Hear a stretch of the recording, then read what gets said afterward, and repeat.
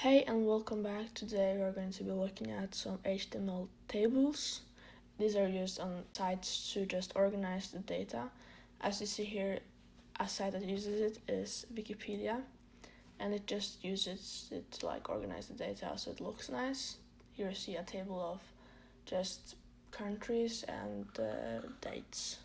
It just makes the information look good and stand out on a web page.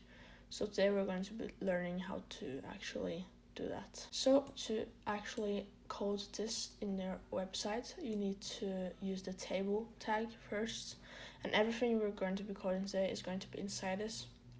Then you're going to want to start with a table row, which indicates the row of the table. Then inside this row, you're going to put on the top of the table, we usually have table headings. Also here you see it's th. Then you just put something you want inside. I just put random words just to show.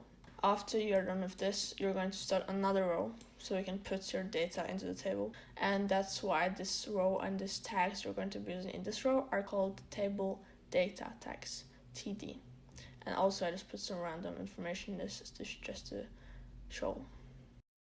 You can see that I changed some things and just added a heading, elephant facts, because we're making an elephant website. And as you can see, the headers that have the H are much bolder and stand out more than the data that comes later in.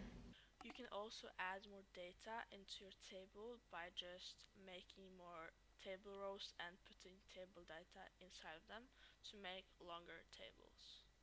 Okay guys, that's it for today. This is how I create a table. I hope you learned something new today. See you in the next one.